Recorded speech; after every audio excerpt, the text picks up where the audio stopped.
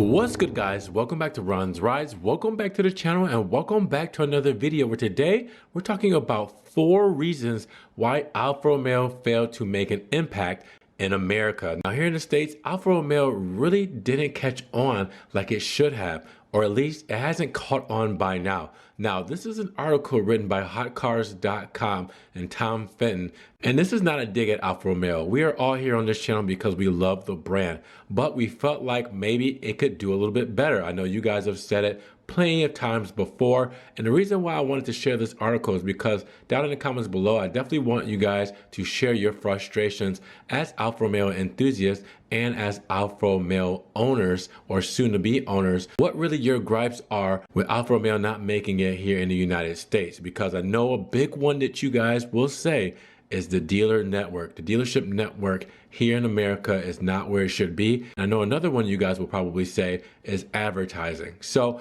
with that said, I want to go over hotcars.com's 4 reasons they feel like Alfa Romeo really didn't make an impact here. So the first one is one that I've heard before.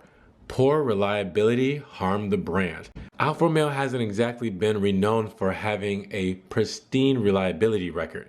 In fact, the contrary is true, as the Italian giants are often the butt of many jokes due to their cars breaking down after only a couple of months. And that may wash in Europe, where reliability is somewhat lower on the priority list for prospective buyers. But in America, it's a very different story. Generally speaking, more consumers will check the reliability ratings of cars they're interested in to get a greater overall picture of its true capabilities. With a less than stellar reputation in the department, the company was destined to struggle outside of Europe. Now, number 2 on their list, its historic reputation isn't as influential in America. They say that brand recognition and familiarity can often mean everything in the automotive industry. The land of muscle cars and luxury saloons was always going to be a tricky market for Alfa to effectively infiltrate. Mid-range European sports cars are exceedingly difficult to promote in the current climate, where new metrics such as fuel efficiency, comfort, and emissions all have to be factored in. The solutions to this have been the Alfa Romeo Stelvio, the company's answer to the newfound global popularity of SUVs, and yet even this model failed to inspire.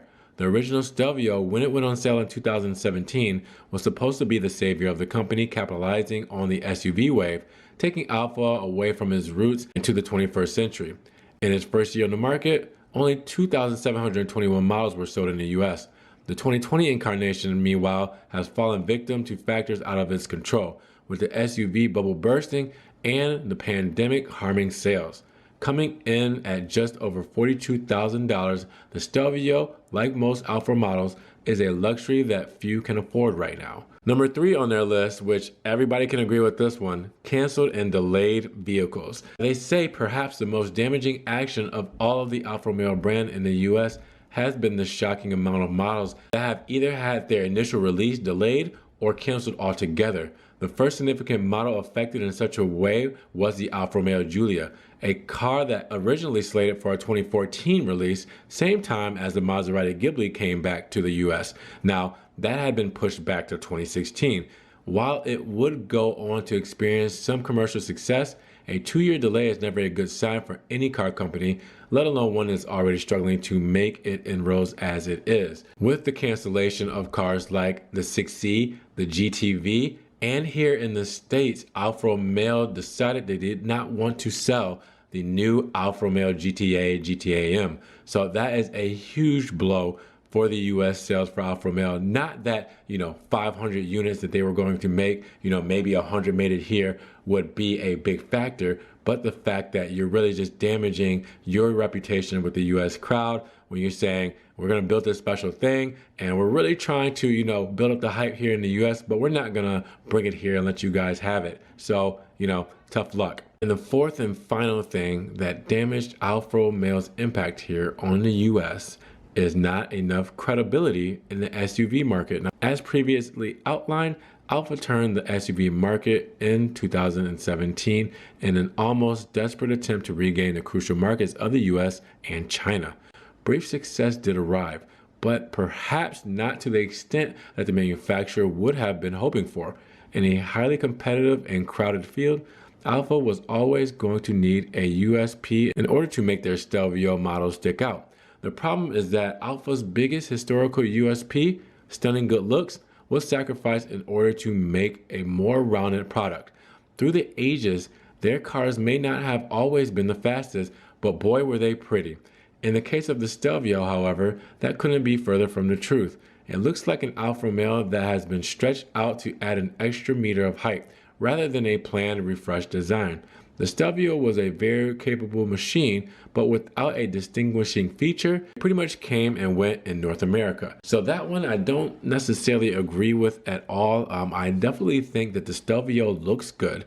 I definitely think that the Stelvio is a great performer. I've driven plenty of them myself. And I think that the Stelvio just doesn't get the recognition that it deserves in the market. And that's partially Alfa's fault. With some features and options that could have come standard in the earlier models, Alfa is now playing catch up, but they are doing a great job playing catch up, but it may be a little too late. We'll see. But I think that Alfa Romeo with the Stelvio, they did the right thing. And now we just have to wait for the Tonale and the B SUV coming in the next year or two and really see what else Alfa Romeo could really do to put an impact on the SUV market. Because again, that's the bread and butter. That's where the sales are supposed to come from. That's supposed to technically save the brand.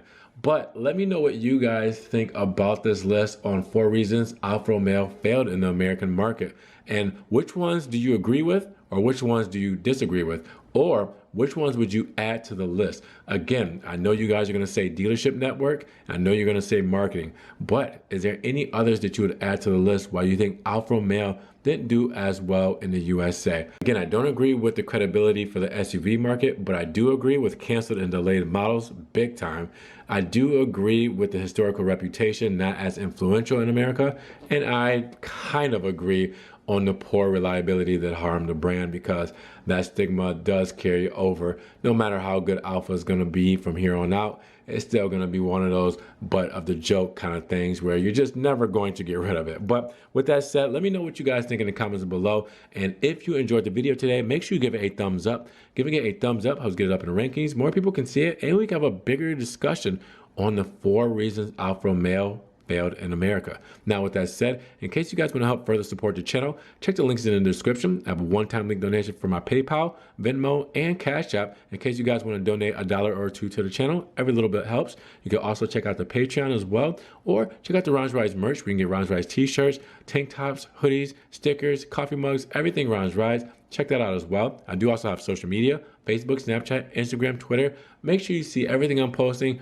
Ron's Rides, car memes, car pictures, stuff that doesn't always make it here to the channel. Now, with that said, subscribe, but click that notification bell so you can get these videos straight to your inbox as soon as they come out. Guys, with that said, be blessed, have a great day, and we will see you guys in the next Ron's Rides video. Peace.